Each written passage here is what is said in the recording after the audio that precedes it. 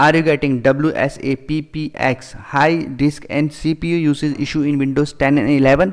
If yes, then watch this video till the end because I am going to give you the best solution.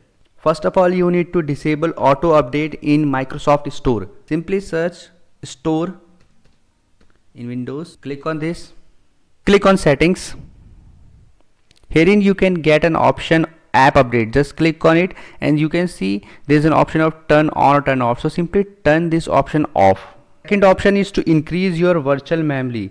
For this, in Windows search you need to simply type adjust and you will get this adjust appearance and performance of Windows. Just click on this. Herein you need to click on this advanced button. Now you need to click on change and herein you need to uncheck this option automatically manage. So now you need to click on custom and herein you need to type the MB size of your RAM. For example, if you have a 4 GB RAM, then you need to convert that 4 GB RAM to MBs.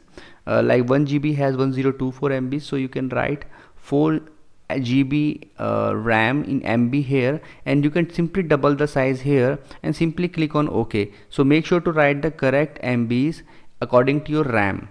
The next option is to update your device driver. So you need to search device management. So you need to search this device manager in your system. Display adapter, you need to open this. Just right click on this and click on this option update driver. Make sure to update it to the latest version. The next step is to remove bloatware program. For this simply type add. This will get this option add or remove program. Now you need to search some programs here which are causing this issue. They may be programs like even calculator may be causing this issue or other bloatware programs. You can simply, for example, you can search calculator here. You can simply click here and simply uninstall it. Make sure to uninstall other programs as well from task manager by doing this process and remove all the bloatware programs from here. The next step is to open command prompt. So now search command prompt here, right click on this and click on run as administrator.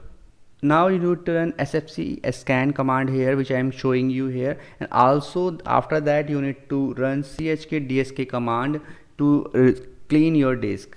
After doing all this process, make sure to restart your PC and then try to check whether this issue get resolved or not. If you still face any problem, you can comment below and I will definitely give you reply. If you find this video helpful, just hit on the like button and also subscribe my channel for my upcoming videos.